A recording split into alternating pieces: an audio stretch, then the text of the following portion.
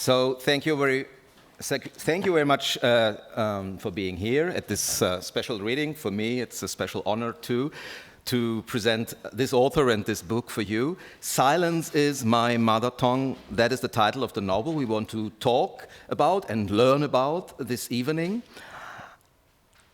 In a time of war, what is the shape of love? This is how the editor, Indigo Press, presents the book on his website.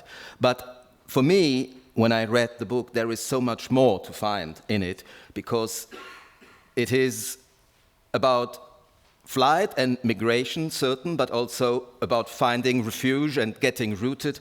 It focuses on love, forbidden love, in part, but also violence, and violence in every sense.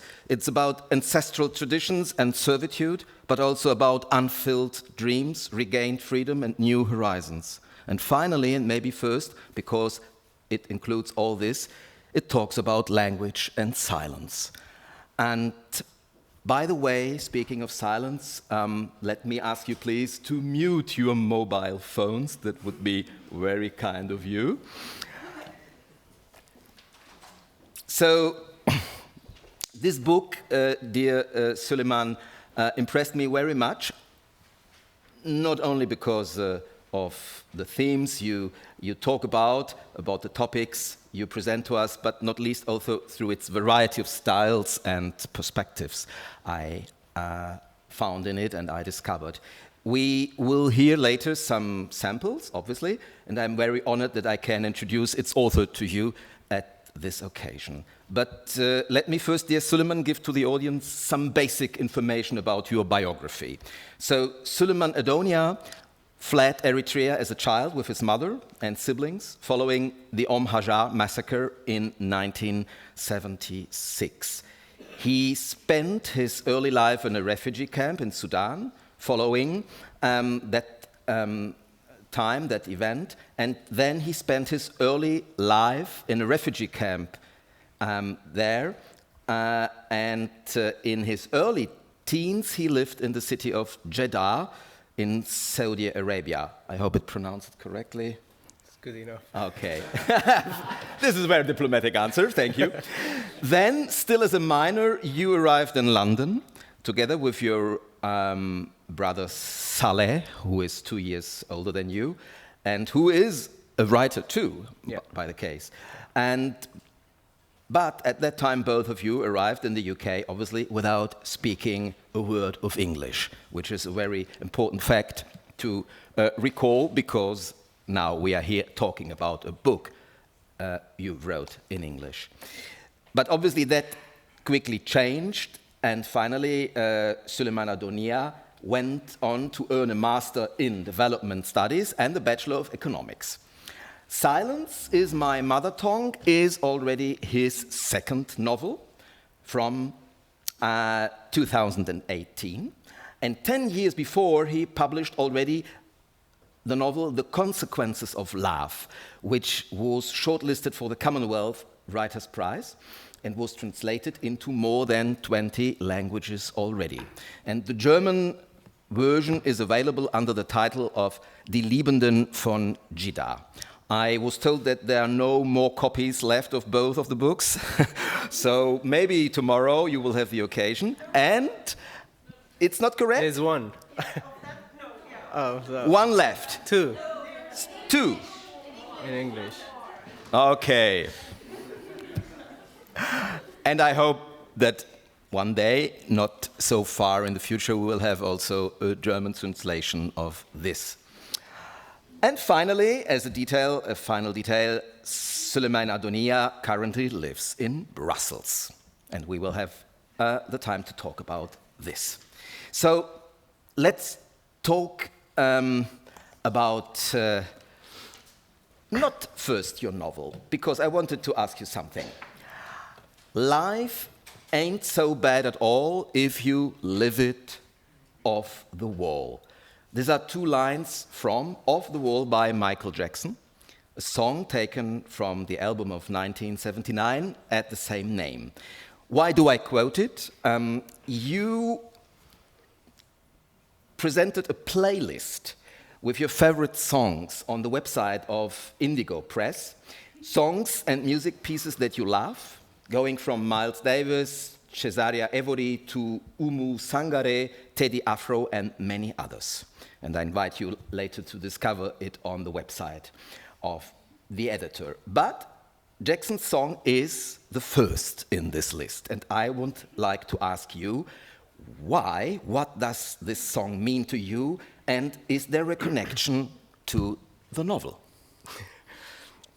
Thank you so much. First of all, can I just say I echo all my co-authors who've been invited to this festival by thanking the festival organizers, Bibi for inviting me, Christian, Eva, but also can we have a round of applause to all the volunteers, please?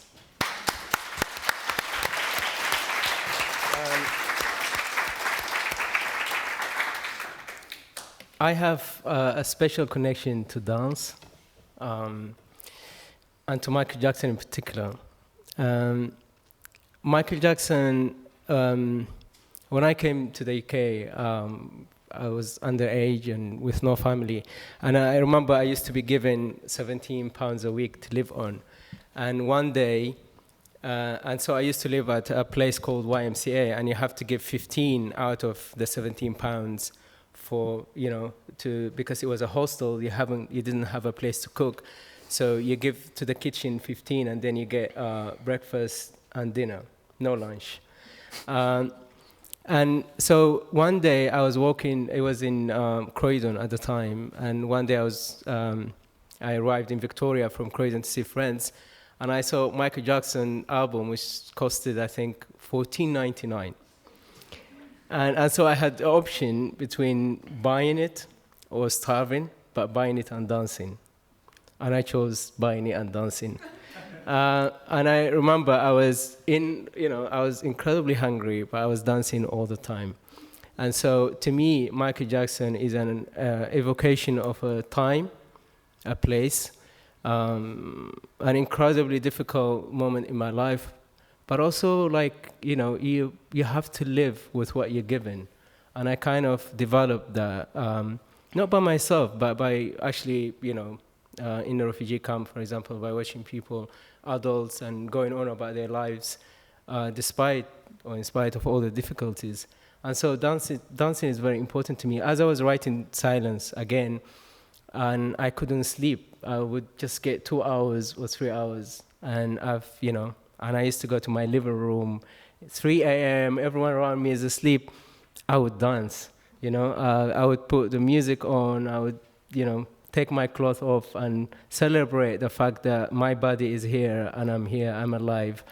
And, it's not about getting much sleep, but it's about, I think for me, dancing is very important. It's about rooting your body on the ground and celebrating the fact that, you can touch your body. So it's kind of soundtrack also to your novel. And, we will have the occasion later on to hear a chapter from your novel, which in fact has the title The Dance. So maybe this is also a connection, yes. A secret connection to this influence. So let us talk about your novel. Silence is My Mother Tongue is set in a Sudanese refugee camp and is narrated almost entirely from the perspective of Saba, a teenager who has found herself in the camp with her mother and her brother named Hagos, who is mute and to whom she is very close. We will talk about this further on. But please give us a short insight into this microcosmos that you present to the reader, because the novel is of such a rich epicness, of such an epic richness of details, that maybe you could best give us a short overview or introduction, if you may. I think it's the most difficult thing for me to do that, because... Therefore, I let it to you. It's just impossible for me to summarize the novel. But what I can say about it is, I started off with two characters. I'm really led by characters, and maybe we can talk a bit about that later. But I started off with Saba and Hagos, and so Hagos is 6 years older than Saba, their brother and sister, and it was discovered when he just started the school that he was mute. So his poor parents pulled him out of school and invested whatever little money they had into the education of his sister. And so as a result, he grows up not being able to speak, read, or write. And so the novel is told from Saba's perspective, and it zooms in because it's about, it's exploration of the absences in his life, meaning, friendship, she feels responsible for that because by taking away his language, she feels the fact that, you can only connect to human beings through language. She felt like she feels responsible for the absences of friendship in his life, love, and sex. And so, as you can see, to go to those places, I had to do a lot of mental work as a writer, as an author, in order for me to submit to the story. And so, yeah, it plays into the detail because this book is not just about the camp, like you rightly said. It's not just about, it's about the details between them and how over time they've merged, that by the end of the novel, I didn't know who was who, because it's all about also about merging of the kind of gender between them. Hagos is somebody who celebrates his femininity as well as masculinity, and Saba also, she does that. That by the end of the novel, I felt like both of them could actually be one character. Yes. So maybe also the title of your first novel fits to it, The Consequences of Love. So it is also related to this. When I introduced you, I briefly enumerated the stations of your life. So Eritrea, Sudan, Saudi Arabia, then London in 1999, where you arrived. 1990s, where you arrived with your brother, and finally, since 10 years, Brussels. And this in itself this life is worth to be the subject of a novel itself, maybe. But I would like to make you a question related to your book. What do you think? What is the contribution of every station of this life from Eritrea to Brussels, and maybe starting with Brussels, because it is the place where you wrote this book during the last 10 years. So what did every place contribute? The simple answer to that is contribute to the erosion of my need for home, for identity, for the need to define myself. I think every step was like an eraser. Every journey was like a possibility for me to venture into something that I could define for myself. The reason I say this is because, I have no idea of what home is. For example, I was forced out from my country. My father is Ethiopian, my mom is Eritrean, when I was 2, and then I was forced again from a refugee camp to Saudi Arabia, and then again forced to come to London. So everything has been just somebody's pushing me, So every time I felt like I was rooting myself into a place, one place, and then I got pushed out. And so, you can live with all those kind of emotion, and it can become extremely destructive. But I think I have arrived at a place with this book, thanks to this book, because I say thanks to this book because I have written this book, but believe me, this book has rewritten me. We'll talk about this too. Yeah, yes. Because in a way, like, I think the power of words, the power of literature is my life. And Najib Mahfouz said something beautiful. He says, I know it's unhealthy, but literature is my life. And for me, and that's the thing, so by those kind of continuous departures, this continuous, slow, gradual erosion of a need of, for a need of home or an idea or identity, I've come to arrive actually to a place called literature. And I'm not trying to be cheesy, but I think literature is my home because it's where I feel most fluent. It's like what Virginia Woolf says, some of us, we carry a lot of wounds, you know. It's not our fault, you know, because through circumstances we've been through. But I think what you learn from writers like Virginia Woolf is that actually when you sit at your desk, you feel whole, you know. When you sit at your desk, you can actually write as you're sinking down. And it's really a fine art for people who carry a lot of pain and wound. But luckily enough for me, I've discovered it with silence. So the last of these stations, so moving to Brussels, this was the first one you decided on your own because, or maybe, may I say, also a consequence of love, because it is there where you live with your family, no? Yeah, I mean, I was just talking about it this morning, actually. It's the first time, I mean, from outside, it felt to me, it was the first time, I always felt like, of course, I've been forced out from one country to another, and this move from London to Brussels, I did it because of love. And I'm a bit like my dad. My dad was a bit like impulsive in some of his, by the time he found my mother, for example, his Ethiopian family, they come from nobility Ethiopian family. They're quite wealthy, and so he fell in love with this Eritrean woman, and they gave him the ultimatum not to go with an Eritrean woman. If you do, then we're going to disown you. And he did, you know. And so to me, I always pay attention to the idea that if it wasn't for my father taking this huge, rebellious act, I wouldn't be here. So for me, to do something, to follow my heart, to do something, because consequences of love was something very, very important to do. But at the end of the day, it's a choice you make. But then underneath it, when you start unpeeling it, you actually discover there were instances where that forced you to make that move. But let's not go there. The most important thing for me was actually it was my choice. I had a British passport by then, so I could easily travel. And how much London is in this novel? I remember a talk with your brother Saleh that, well, you were talking about London and how important it became for you becoming a writer.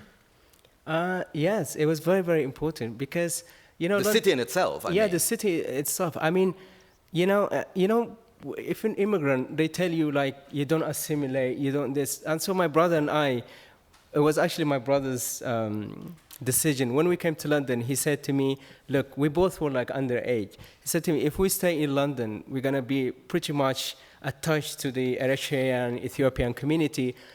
And that's not what our mother sent us to this place. So let's go outside London. That's why we ended up in Croydon. And we thought we're going to be close to the English.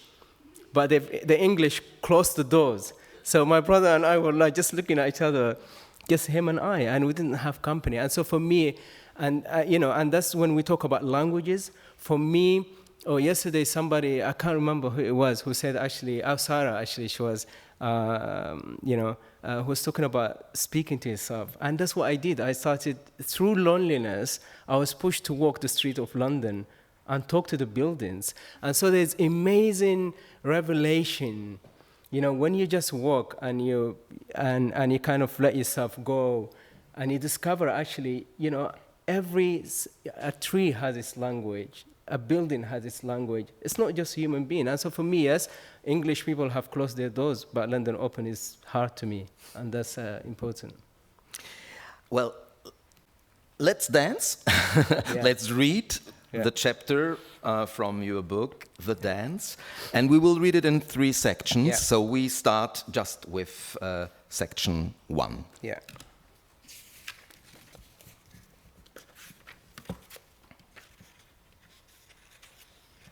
So actually, I just met Sarah outside. This section is dedicated to her character. She presented her book yesterday, and it was about this.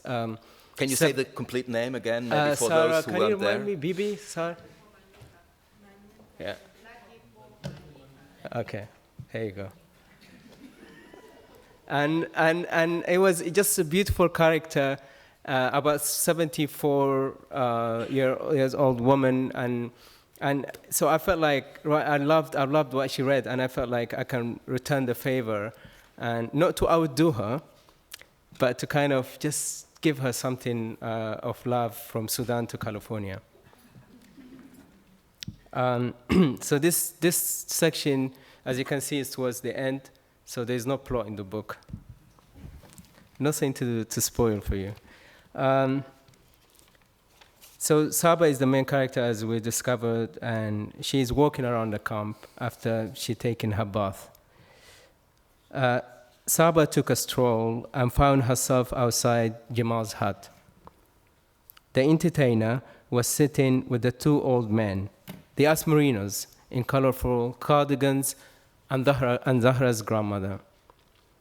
The cinema screen sheet, with a big square cutout in the middle, quivered behind them in the breeze. On the screen, the bees buzzed on the yellow flowers of the hibiscus tree, beginning the process of reproduction. The grandmother called Saba over. "Come and join us," she said. "We are talking about love." "Among other things," said the white-haired man in a blue cardigan, laughing. "Anyway, she's too young to join our conversation," said the bald, clean-shaven man wearing a pink jumper. "She is the same age as Jamal," said the grandmother. "But it seems to you a woman has to be double the age of a man before she matches his wisdom." "Exactly," said the man in the blue cardigan.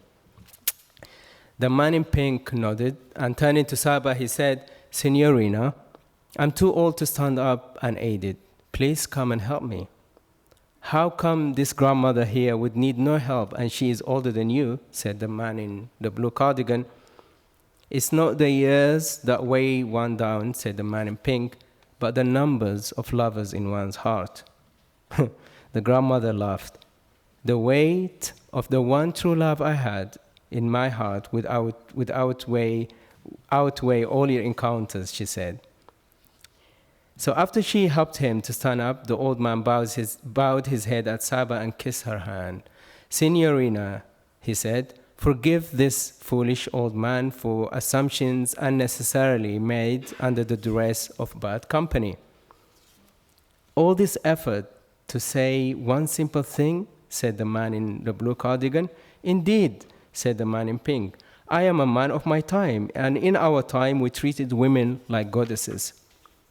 "Just treat us like human beings," said the grandmother, "and that would solve the world's problems."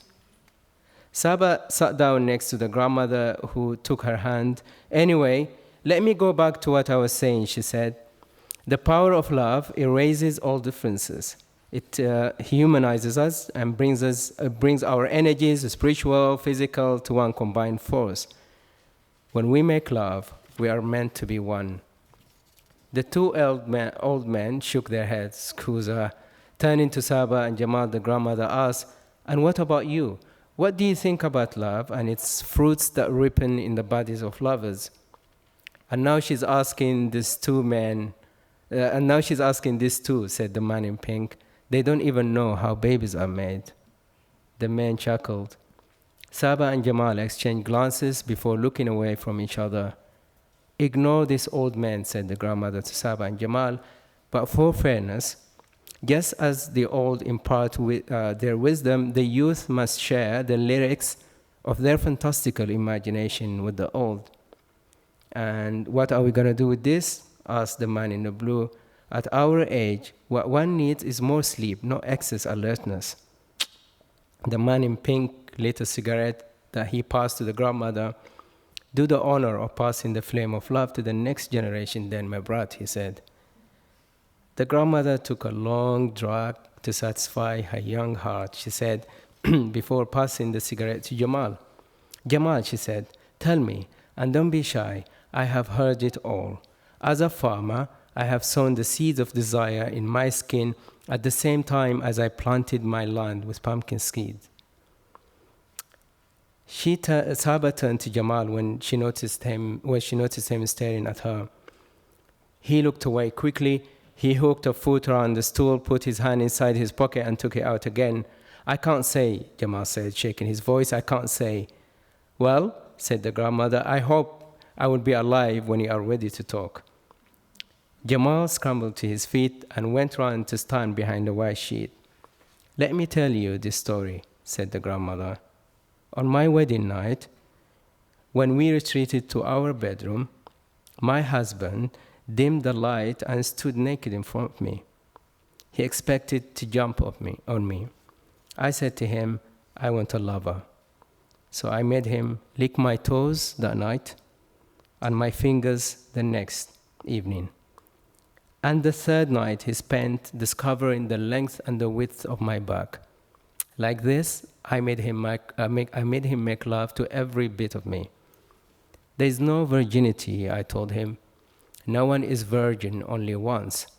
With every new lover, we turn virgin again because it's not a whole you make love to, but a body, a mind, and a heart. And I did the same.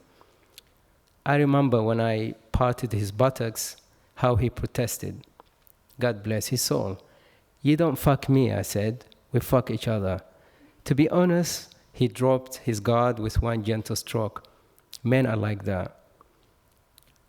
They have no idea of the treasures on their bodies. If they did, they would not go around forcing women with violence. Thank you.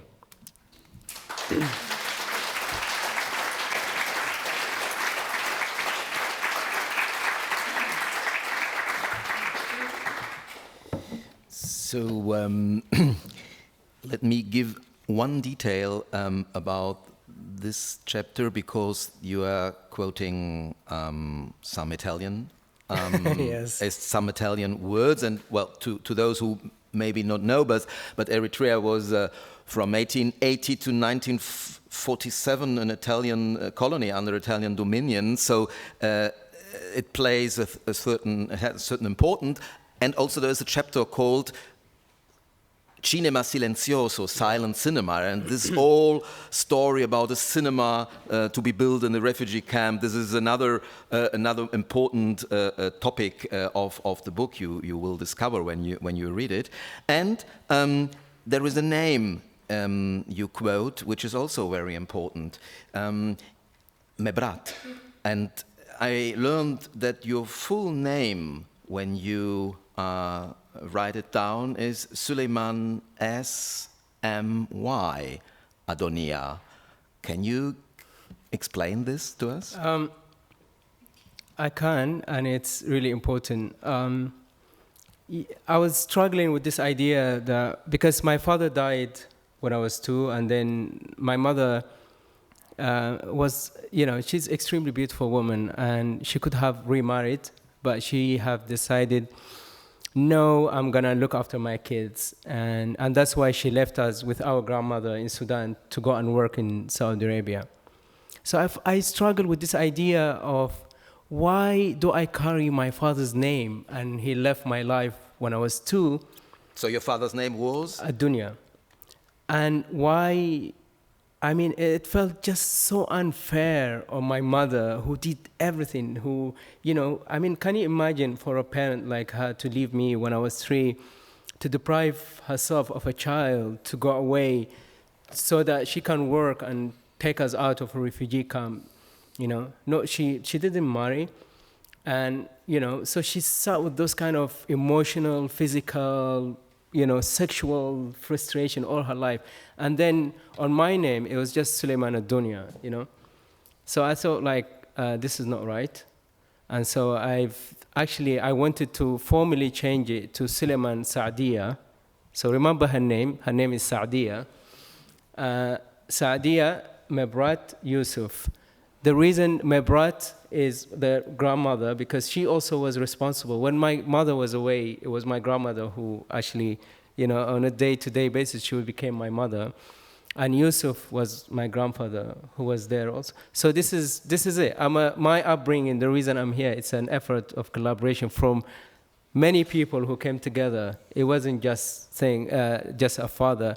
And so I just wanted to kind of celebrate the fact that I'm not just, I come from so many love and so many people who gave their soul and hearts to me. Yes, what a wonderful tribute you give to this generations and to this people.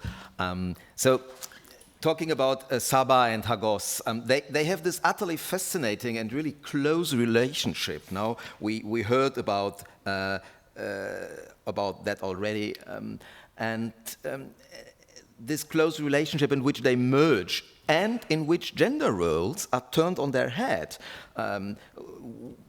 What society expects them to do in the refugee camp, what the people in the refugee camp expects them to do is one certain way, but how they actually live is different, very different from that. And this is a main aspect, the main topic of the book I found, and I would like to ask you, can you tell us something about how gender roles and body awareness and body in itself, because it's also a very important topic, what role they play for you in this novel? I think very, very important. Like when I started this novel, I was inspired by a painting. And so I thought like, okay, I'm gonna go out and make a painting of Saba in words. That was my initial thought process. What kind of painting? Nude painting. Ah. And so I thought like, okay, and then I went and I've realized actually, and so I thought to myself, maybe I need a muse like artists do, you know? I thought like, oh, okay, I'll try to do that. But, and then I discovered actually I can be my own muse, you know? And the reason I discovered that is because I'm into dancing like we've discussed before. And, you know, one day I took off my clothes and I realized actually the mere act of taking off your clothes is you're taking also off your history, whatever it is, Italian colony, Ethiopian aggression against Eritrea, the war, the massacre, poverty, refugee, all those labels. All fell off. All fell off. And all I saw was just me, And so there's this idea of nudity to celebrate in the fact that it's in your hand to strip off yourself from all these extras and see yourself for what it is. And so I made, through nudity, I made myself, visible to my own self. And I could see myself. And that was very, very important to me, like how it's in my hand to actually, to dig out myself from all those from all those history and just see me. And so the book rests on this idea of the body, in this idea of how we have been so much buried under so much history, so much expectation, so much, migration, labels. And it's in our duty actually to make ourselves visible to ourselves first, not to anybody else, And that's when I started to see that actually I'm just not one part, I'm many parts, This idea, I started questioning myself, this idea actually, what it means to be a woman or a man is really rooted in what history teaches us, not on what we kind of feel inside us. And so the idea of taking off the clothes, I also managed to see what was inside me. And by freeing myself, I could see my characters for who and what they are. And that was the process. I'm a bit like an old photographer in a sense that, those old-fashioned photographers, they need a studio. You need to disappear into the dark in order for you to come out with the picture, So I had the same. I had to kind of see the negative, if you like, in order for me to see the original picture, I can see you smiling as a photographer. And I think that was really important. And so for me, it was just a celebration of Hagos and Saba for who and what they are. And I always tell myself, I only became a writer when actually I gave my characters the freedom to be themselves, I wrote The Consequences of Love. When I questioned everything about my first book when I started writing this book because I felt like I was becoming less judgmental. I was destroying all the borders between the conscious and subconscious. That's why it took me 10 years. For 2 years out of the 10 years, I challenged myself, how can I liberate myself from all those kind of, all this baggage that we grow up, we are taught, And so the freer I became, the freer my characters became, and that's when the story started to realize itself the way it does.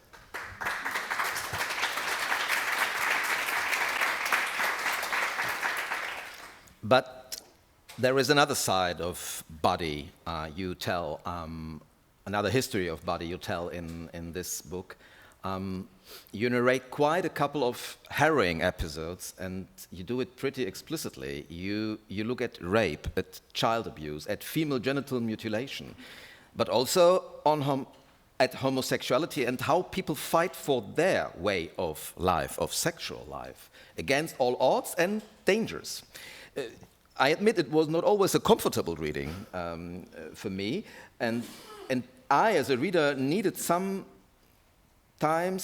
breaks from time to time. But at the same time, you are describing these things by using such an intense and poetic language that it is moving and moving me forward as a reader. Is this tension between violence and love, silence and language, is this an underlying rhythm of the book? I think you can say that, because I think when you spend years with the characters, you have to honor also their own language, And I think with for example, with the violence, for me, it was very clear that this book will really have to be the way it has to be. Because, I had a lot of discussion with, I was working with agents at the time, and they were telling me, you can't do this, this is too violent. So I left them to realize my vision. That was a very, very important move for me to actually, I isolated myself in London. I've sacrificed, recognition, being in close network for the fact that I wanted to do the book I really wanted to do. So I left my editors, I left my agent, I left everything, and I went, because to me, it's really important when you work with, I'm an author who's faithful to the setting, meaning I'm a realist in the sense that if in a refugee camp you live in close proximity to an open toilet, I won't censor it for the sake of, like I was told, a Western reader. For me, a reader doesn't come into the equation until after the book is finished. I love readers afterwards, not during the process of absolutely. I'm very adamant about that, and I think I have the experience now to do the curtains, and disappear. And I think for me, that violence was part of it, If we're gonna write about politics, for example, then we have to have the freedom to write about every other thing in our life with the same intimacy, with the same detail that we write about the politics, about the economics, about, One of my favorite artists, he was a German, I forgot his name, but he said something really profoundly and beautiful. He said he was driving with his friend in London, and he said to him, look at the street, it's very clean. Right? But I bet you there was an accident here. There was blood. There was dog shit. There was this. But it was all cleaned out for you, because that's what society is. It tries to clean out the kind of violence, the ugliness, and the kind of thing that they don't want us to see, While I think everything is important. If I'm telling a story about you here in a room, I don't feel like censoring parts. I like to celebrate you, the fact that you are, with your disgust, with your beauty, with your ugliness, with your fragility, and that's to me a complete human story. Should we read another passage of? Yes. Please.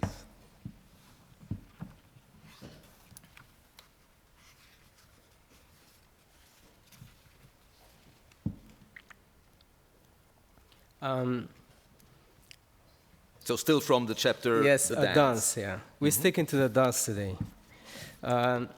So Saba entered the camp from the forest carrying firewood one afternoon and paused outside Jamal's hut. The entertainer was behind a large white screen planting a wild yellow hibiscus tree. The twigs of wood that Saba had tied to her back with a scarf squeaked as she sped away. When she arrived at the bottom of the hill, she stood on her toes and peeked over the thorn fence of Eob's compound. Men were painting blue the mud wall of a new hut that the businessman had built for Hagos, her brother. Her brother's hut was to be filled with furniture Eob had bought from Nasanat, the sex worker. Hagos's new bed would be of the bed, like I said, the sex worker, the bed with the thick mattress that Nasrnat bought with her when she was evicted from the city, because the comfort of being on top of that material compensated for the duress of being under the weight of a man. Nasrnat instead got a cheap bed. Once home, Saba dropped her load by the Mogogo stove and went inside the hut. She leaned against the doorframe, buried her head in her hands, her lips resting on her bruised palms. Saba heard a bleating. She looked through the window. Tedros stood holding a goat on a leash. The white cloth, the imminent test of her purity that he carried with him around the camp, popped out of his pocket. "I bought this from Haj Ali," he said, caressing the black and white animal. "It is for your wedding." "I no longer eat meat," Saba said. "Well, you will soon be the meat of my father," he said. Saba gathered her saliva and spat into his face. The goat pawed the ground, kicking up clouds of dust. "You will pay for this," Tedros said, wiping the side of his face with the white cloth. He pulled the goat behind him as he left. When Saba sat inside the bucket for a bath, some of the water splashed out onto the floor. As she squeezed inside that tiny place, her body felt suffocated as her soul, and her dreams felt trapped in this camp. Saba shuffled in the bucket, the water underneath tickling her skin. Out of the thatched roof, a moth descended. It rested on her chest, its wings spread on her breast. When Saba stepped out of the bucket, the moth soared away through the window. As she loosened the towel around her hips, she noticed papers scattered on Hagos's blankets, papers on which she had written and taught him what she in turn had learned from the Khawaja. Saba sat on a stool outside the hut in the moon-based square. She had seen the scene in front of her many times before. Every day was a repetition of the previous one in this camp. Still, she observed what was unfolding in front of her, intrigued, as though it were her first encounter. She couldn't imagine otherwise, couldn't let boredom set in. So she smiled as she watched children racing each other, the athlete playing football with a sock ball, taking the opportunity to ogle Samia, painting her nails by the sideline with every pose in the game. And when a dance began around the singer in a slow, endless circle, it seemed to Saba that their country's dance was conceived in response to their history, marred by a repetition of the same blooded story over and over again. "Come and join us," people urge each other. "Let's dance, let's dance." Thank you.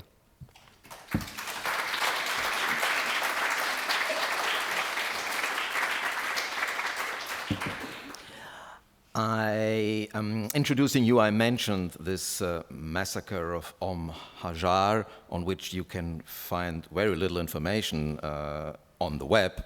This was my only source I had.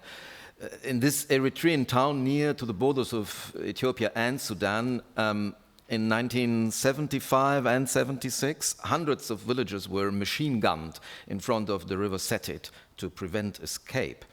And you say yourself that you do not have any memory of your early years. You were 2 at that time, but in a certain sense, this is the first move that made the initial step for your journey and your different stations of life.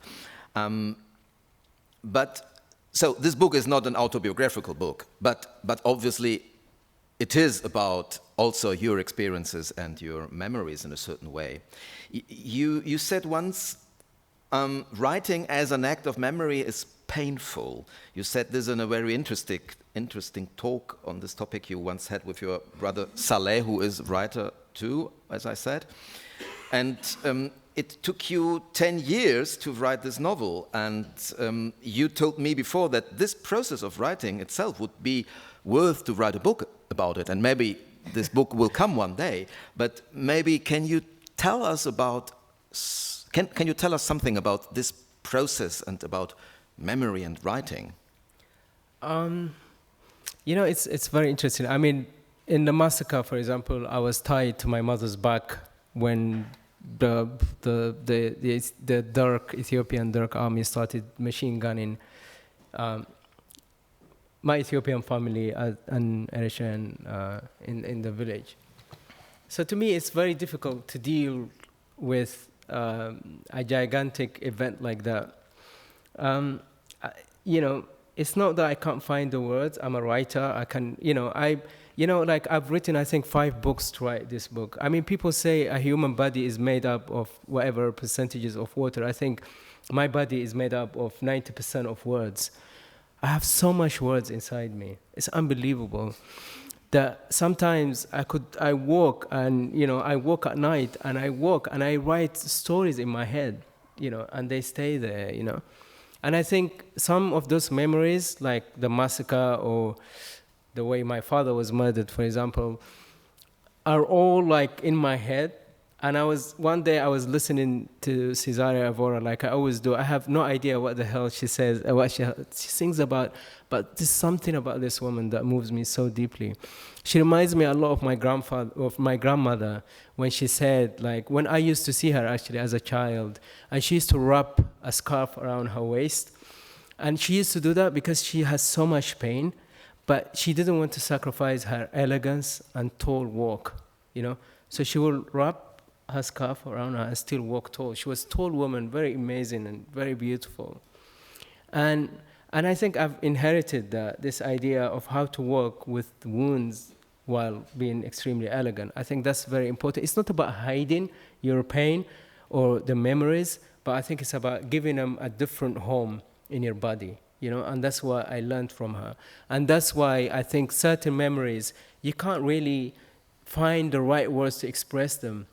But me being a writer, I have written about everything, but most of them are inside me, and I'm not sure they will ever come out. The most important thing is that I have written about them. At the talk I mentioned with your brother, which you can find online, because it was a festival, Babel festival in Bellinzona in Italy, and you talked also about the question that memory is never the same, because both of you maybe could have different versions of the same event, writing them down. Yeah, I mean, if you're writing, for example, a memoir, I always feel like a memoir is made of memory by interpretation of memory, It's certain illusion, and I think we should celebrate that. We should celebrate the fact that we are also made up of illusion, It's not a lie. Like, for example, I would remember things so vividly, and my brother cannot, and vice versa. My brother would say to me, this happened, this, then, but I can't remember. And, and I would say the same to him. And then we end up fighting over the memory. Like, no, your memory is right, mine is right. But I think, we need to honor the fact that we just are human beings. We also remember things, and sometimes I think there's a kind of internal mechanism that decides to kind of cleanse certain aspect of our memories as well. And that's why, yes, I write some memoir or essays, but do I believe like everything you read in memoir is accurate? No, I don't. We will hear now another piece of your book, but I have to say something before it. It is not of this chapter, The Dance, but it's another chapter called The Broken Language. And I have just to explain, maybe that you can better understand it. We just heard about Ayob and Hagos moving into a new hut. And in fact, you have to say that Ayob is the husband of Saba, but he accepted marriage with her to be with Hagos. So they are a couple, and which is quite an unusual couple in this context of of a Sudanese refugee camp. And this is the one side. And the other side is that this passage you will hear is, for me, one of the most intriguing and most interesting passages of the book. Maybe also the most important, I don't know, but in any way it is very experimental because, and you have to be very, very attentive listening it, because here, and the title, The Broken Language, says it, Sulaiman, Addonia really works on the material on language. And let me just read, if you allow, the subtitle to this title, The Broken Language, and then you will continue. When you learn a language as an adult, words are like razors on your tongue. The sentences you speak are so wounded that they fall apart when they leave your mouth.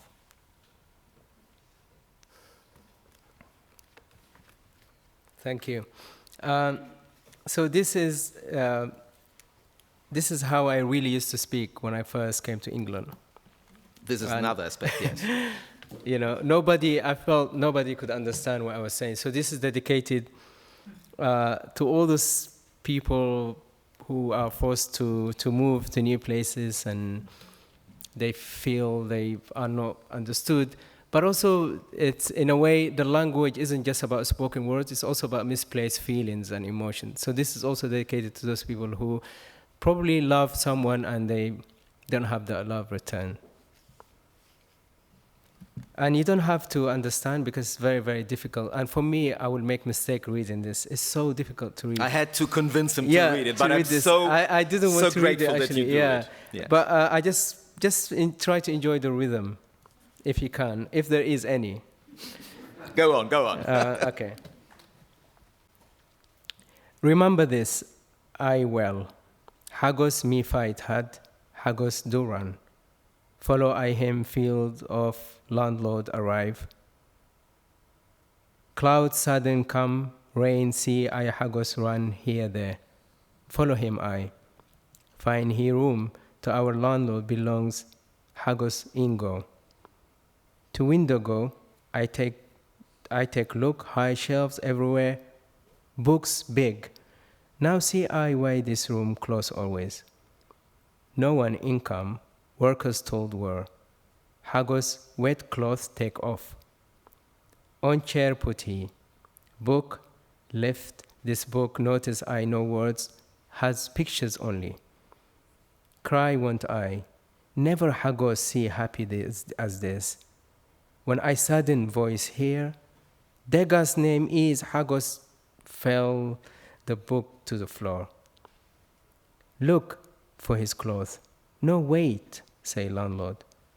At book by Hagos feet point he. On page open is woman like Hagos naked. See, say landlord, Degas this paint. I this painting see in Paris. I hereafter painter won't become. And wish I woman Habasha paint like her me let. Eyes of Hagos rest on women in bucket, bath landlord Hagos hand holding still. But say he landlord, no girl from here find I who this accept. All say no. To Hagos the landlord say, this Hagos I teach you paint really. No need be literate or speak. To draw, but if I paint like this you me let. Hagos head down. Think landlord, hand of Hagos go let. Sorry, say he. How as this could I of another man? I no do this again. Hagos, landlord hand back grab, nod he.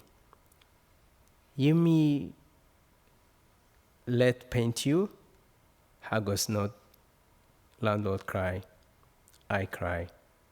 I watch hours as landlord Hagos paint. Hagos me think land paint how, so he me paint.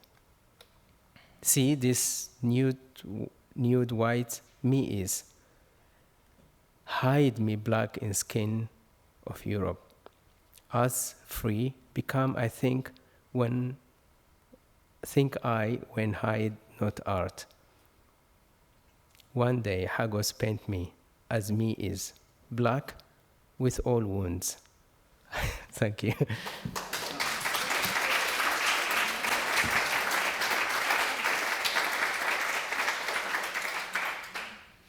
Thank you very much. There are quite a couple of emblematic, I cannot say sentences, but words here in this passage, and one is "no need be literate." And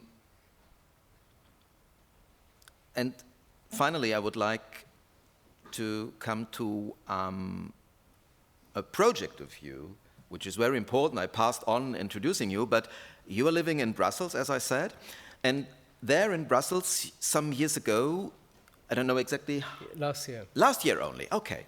So 2018, you set up a creative writing academy for refugees and asylum seekers in Brussels at Passaporta, which is the International House of Literature, a bit like here in Cologne, the Literaturhaus.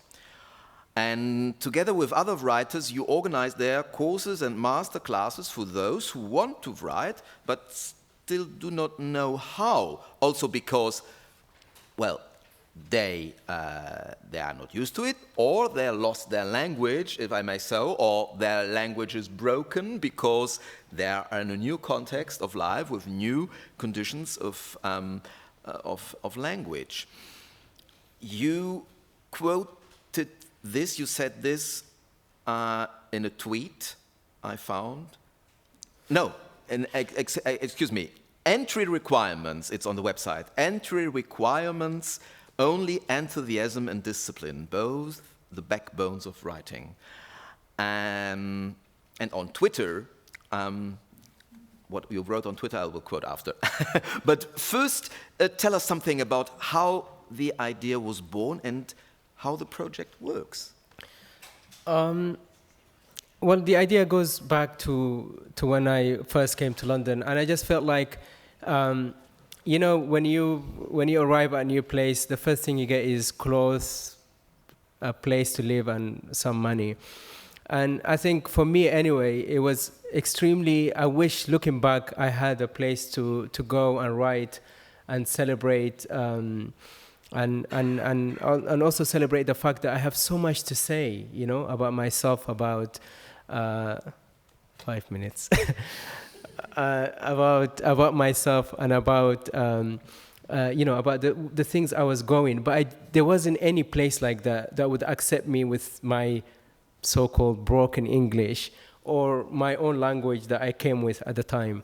And that's why for me it was important to set this place up and, you know, and exclude this idea of language and instead celebrate your own. You come to my class and I will try to support you with whatever language you have. The most important thing is we give you a place, and, you know, for us what's important is that you work, you know, with your imagination.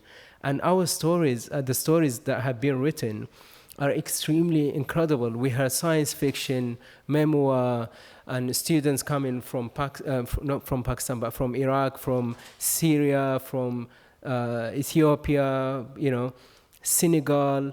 And so we have students from all over, and they come to my class and they write in whatever language they want, and we try to support them with finding translator if they want to translate it into English. But the most important is to give us space for imagination and to give us space for people to really come and express whatever emotion they have inside them. I think that's, for me, is very, very important. Mm.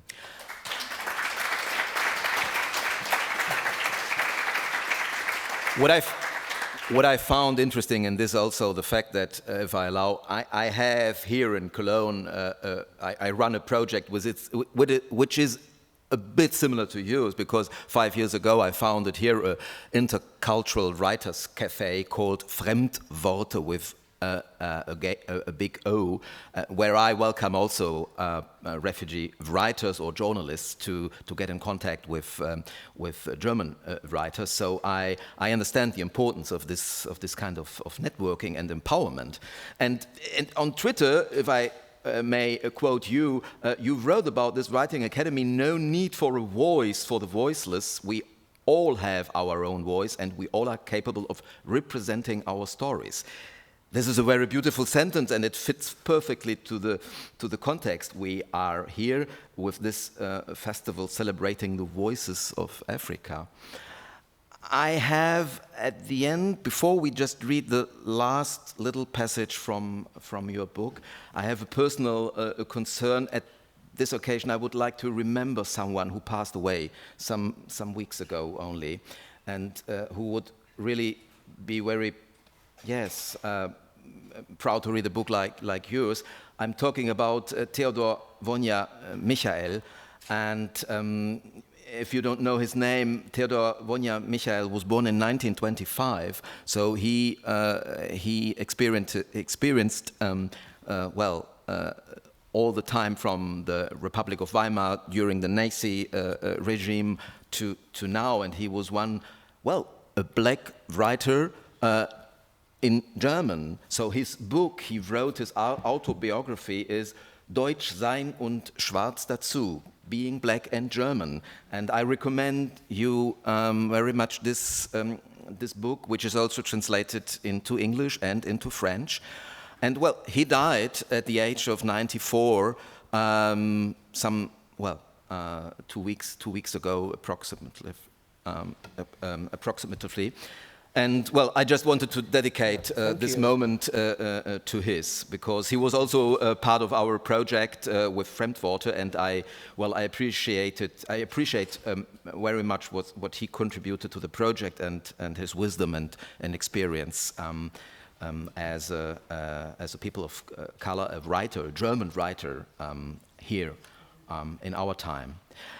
Excuse me, but I wanted to say this. Yeah. So the last passage we hear from the chapter, the dance, but you asked me to do something a bit special. It's not you that want to read this passage. Not me either. Neither. One of you. One of you. So anyone who would like to read this short passage from the book? Anyone? So many hands. Okay. Oh. Okay, please. Yeah. Yes. Woo-hoo.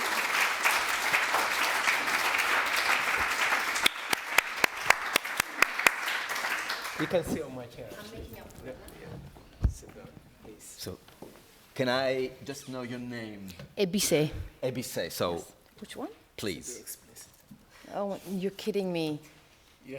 Okay, it's fine. No, I'm fine with it. Yeah. Okay. So, are you sure? Yeah? I'm sure it's okay. Ashi.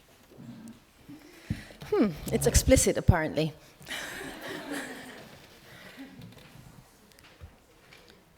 I still recall that summer evening inside Cinema Silencioso, when a naked Saba crouched on my face. My eyes traveled across the long back of this woman I had loved since the first night in the camp. Above her arched neck, the stars glimmered around the moon. The call to the last prayer of the day was being announced via the plastic megaphone. Saba rearranged herself, spreading her map of love over me. "This is our time," she said. "This is my time." I wanted to speak, but I was breathless. Saba caressed my face as I inhaled the scent of her history, the battles she had won and lost, her rage, her frustrated dreams, the violence on her thighs, the rivers of desire inside her womb. She let go. She filled my mouth from her rivers, so warm that as it slid inside me, through my throat, I felt riches invading me, gushing towards my soul, the white Nile and its water running between my ribs. The strings of the singer's krar played a mournful song nearby. The forest whistled. That impetuous breeze of the summer wafted against my cheeks. Like a famished soul, I tried to grasp the warm air, my hands fluttering at my sides. Saba pushed down with her weight, screwing the lock of my existence to her being even more. North and South finally reunited. Saba erasing the boundaries that have separated us for so long. Yes.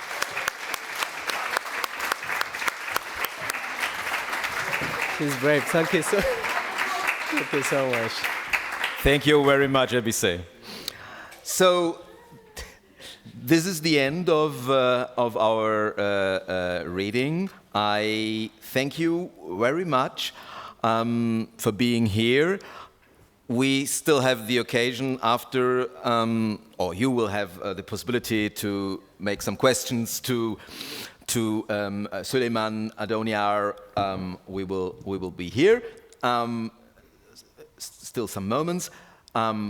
Please have a look at the book desk with all the other magnificent books we have. Unfortunately, not of yours, but this it's really important. Please support all the writers here. Thank you. And let me only say you what is still on the program. So tonight there is the event at the theater at Offenbachplatz. Tomorrow, excuse me. So tomorrow. But there is a performance, Criminal Hunt from Abidjan to Dar es Salaam at the Central Library here in Cologne, so just some steps away at 8 o'clock. And tomorrow at noon, at 12 o'clock, there is a panel with you and some other writers, moderated by Mukoma Wangugi. Susan. And what is the topic of tomorrow? I have no idea. Okay. It is interplay. Language as play. As play. Le langage comme jeu. Sprache als Spiel. So you are welcome to discover this. I can't wait for Susan to be next to Susan. It's going to be an honor. Thank you. So enjoy the rest of this magnificent festival, 10 years of Voices of Africa. Thank you for being here. Thank you very much, Sulaiman. And a big applause, please. Thank you so much. Thank you.